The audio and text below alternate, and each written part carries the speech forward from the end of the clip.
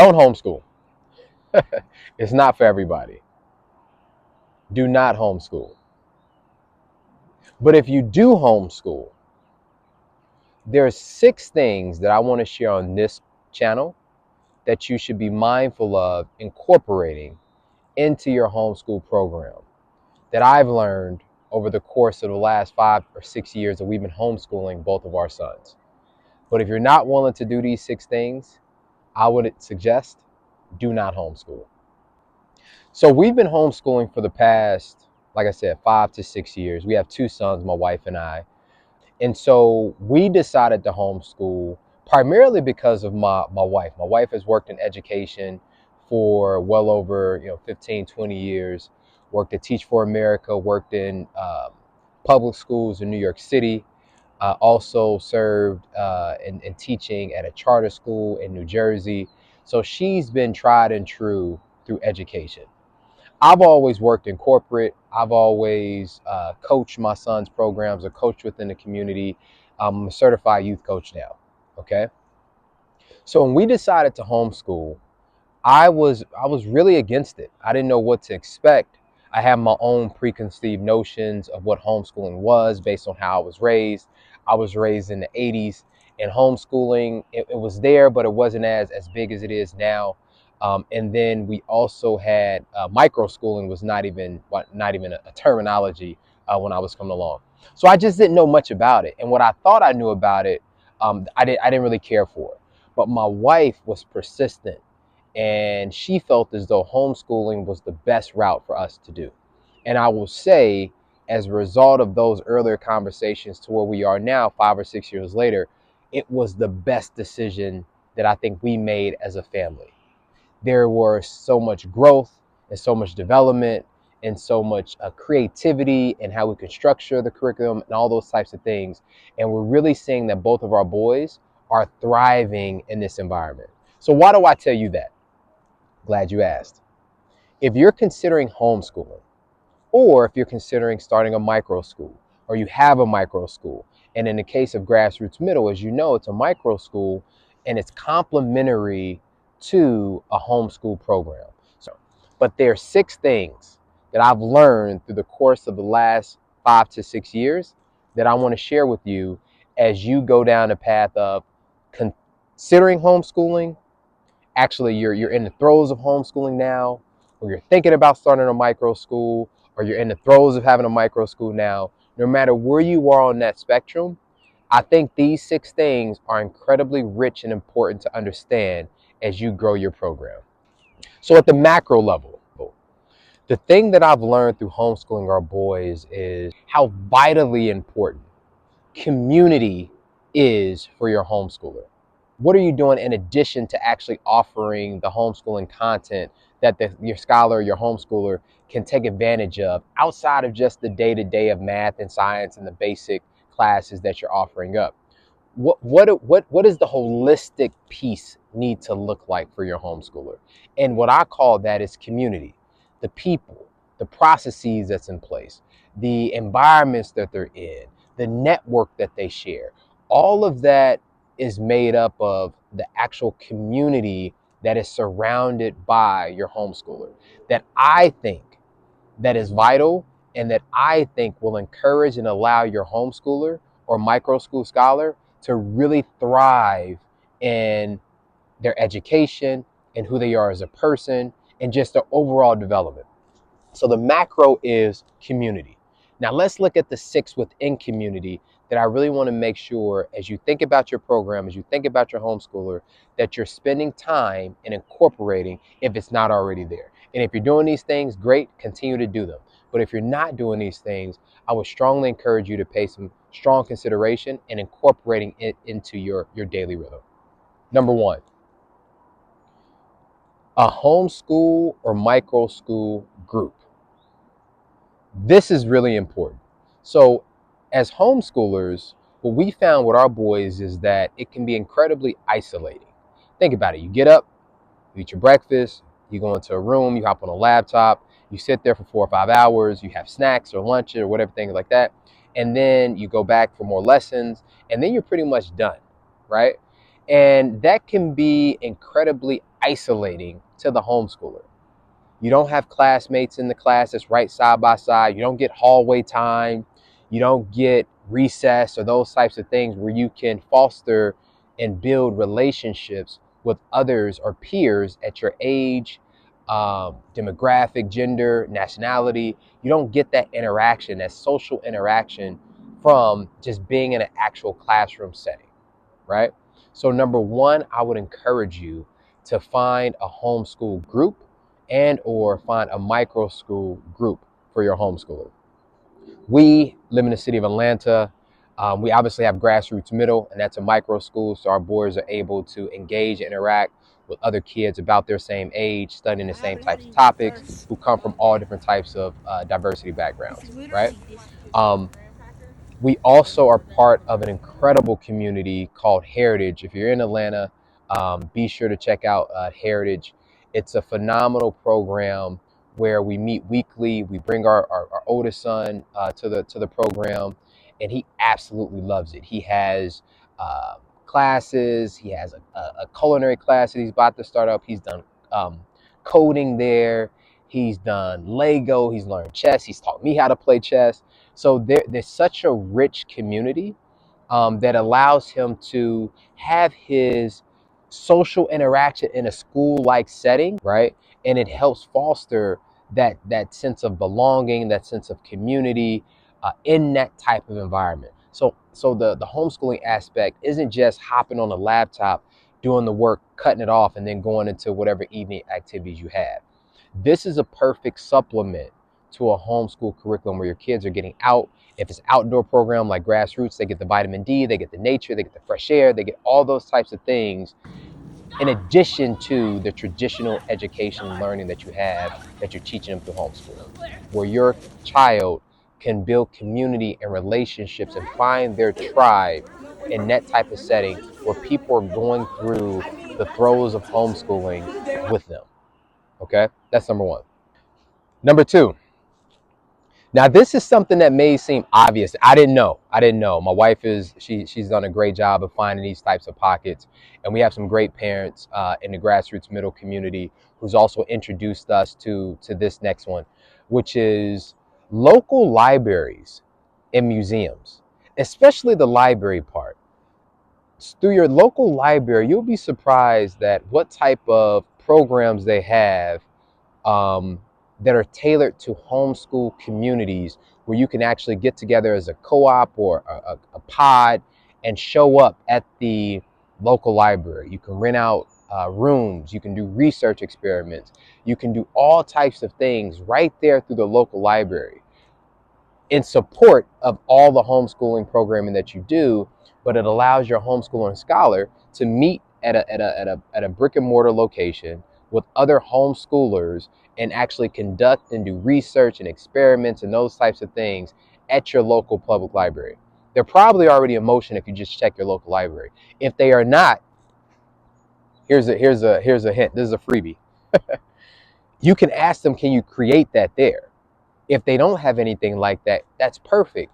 You as the leader and the guide of your homeschool program or your micro school program, ask them about, hey, can we meet here a couple times a week? Can we show up here a couple times throughout the month and conduct research in one of your rooms or just have a reading session or something like that? And I would say you may be surprised that most of your local libraries would welcome that kind of activity for their program, but also for the ability to nourish and pour into our youth and our next generation. So I would say number two, make sure you're plugged into your local library and or local museum to see if there's any type of homeschooling program that they currently have, or if they're open to the ability for you to create something within their space. And how educational would that be? That's where you really take the traditional classroom setting completely away and you're learning from the experiences of life. How much through literature, through art, through all of the things that the artifacts, all of the things that a museum or library has to offer, it makes it less theory based and actually no, This is practical. I can see it. I can touch it.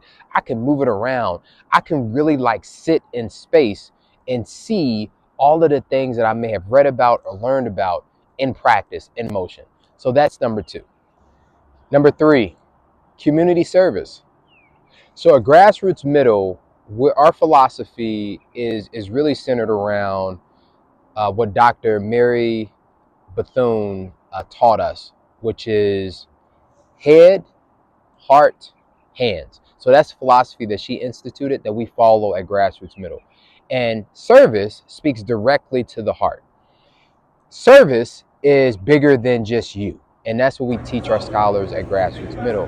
There's a bigger world. There's a big world out here. And some people are less fortunate and more fortunate than you are, or they're probably right where you are. But we want you to be mindful that there's a bigger need out in the world that's not all reliant on you. And what can you give and help support in this world by giving through service or serving through service and community service? There's all types of programs that are out here. One of the ones that we partner with is through the Atlanta Food Organization, and we've been able to volunteer there and to give back there. And at one point, we actually gave, I think it was like 6,000 pounds of food away.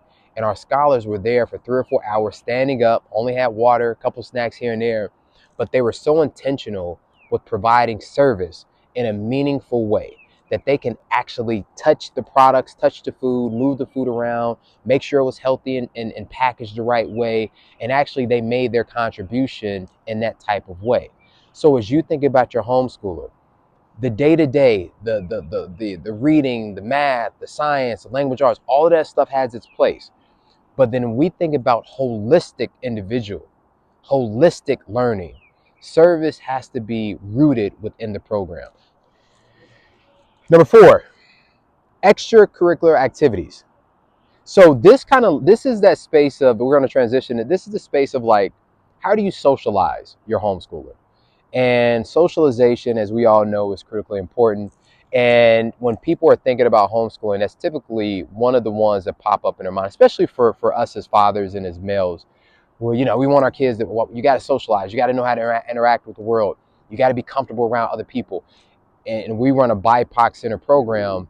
And as Black folks, it's like you want to be comfortable around your own people as well. That's really rich to us as a culture. And so making sure that socialization is part of the homeschooling experience is vitally important. And one way of helping with the socialization is through extracurricular activities. As I mentioned earlier, my oldest son, through the Heritage Program, again, a phenomenal program, make sure you check that out, he learned how to play chess. And now he just competed in a chess competition a couple weeks ago. He came in second place. From not knowing how to play chess to now competing in competitions where he actually placed. I knew nothing about chess.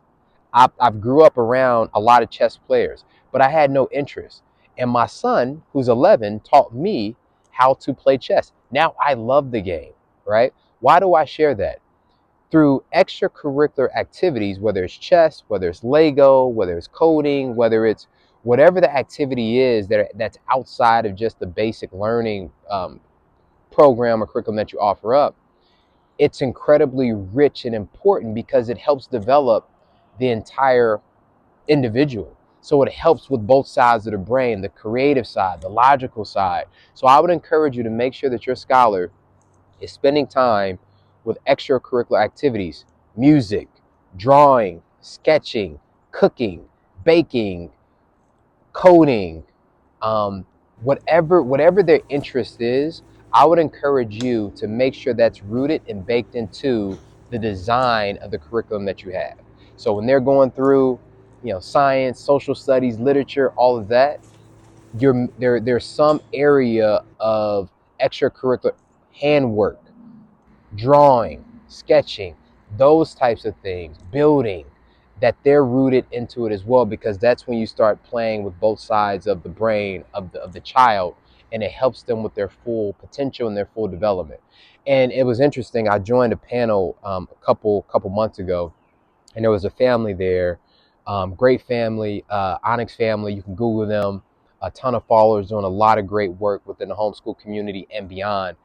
But one of the things that one of the kids had spoke about was through homeschooling, they've developed like this entrepreneurial spirit where they're creating content, they're publishing content, they're editing content, they're acting, they're doing all of these different types of things that homeschooling has created and almost birthed naturally and organically.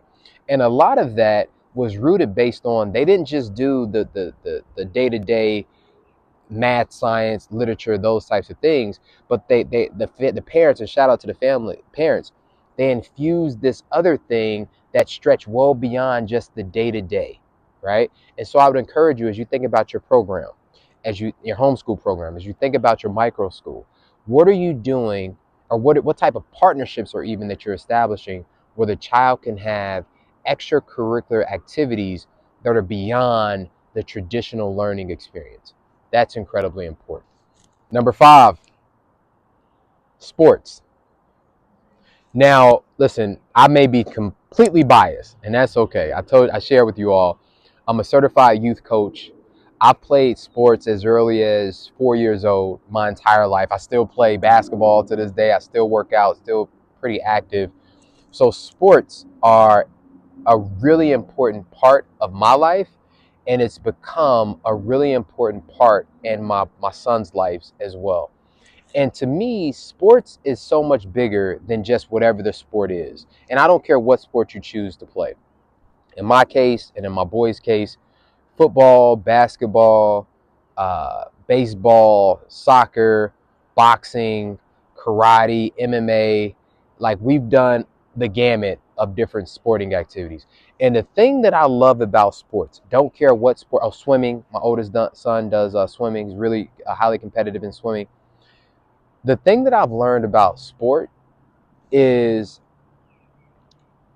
sports and life have so many uh, similarities. It's like synonymous in so many different ways.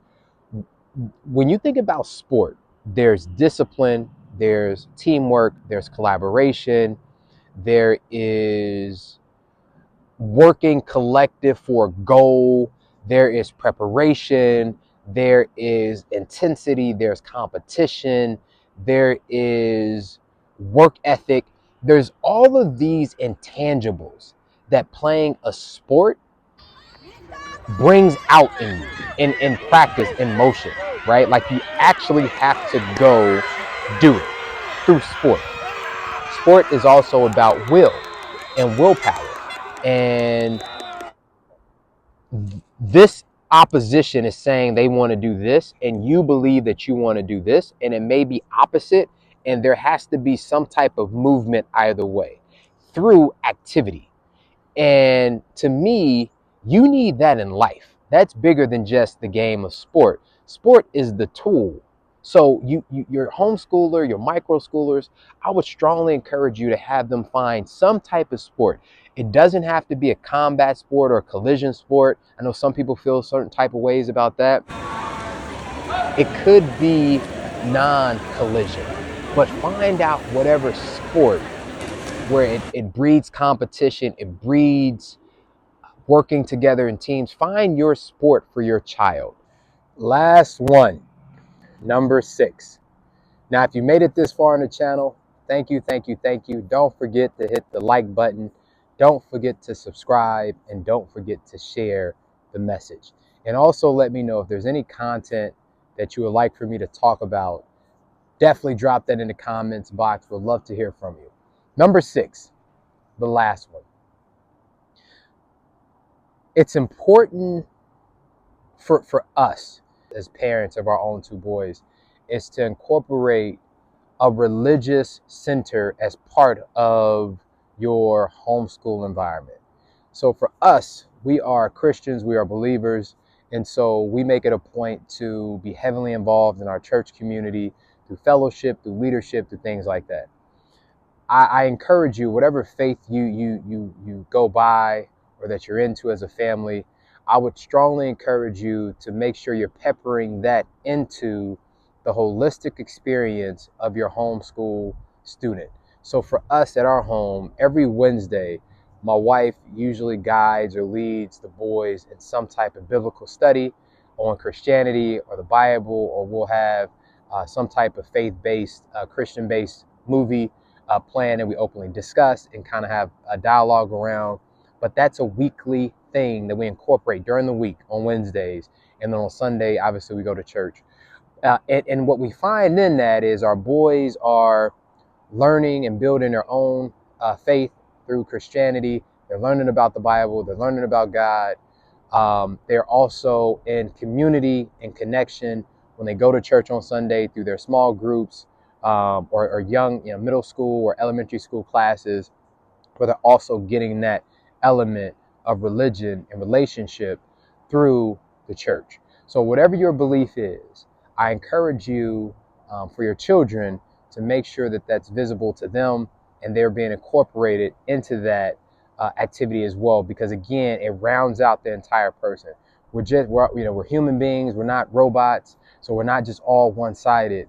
And the religious element, the sports element, the community service element, the being part of a homeschool, micro school group, being out in your local libraries and museums, all of that adds to the benefit and the richness of the development of the child.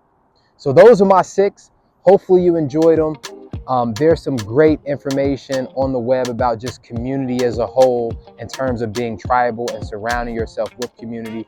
But there's also some really good content that I saw from one of the founders of Gather that talks about the importance of community. I'll put that in the comments box as well. It's a great video talking about community in the sense of your contribution to community. Community isn't always about just taking, but community is also about what you're giving back.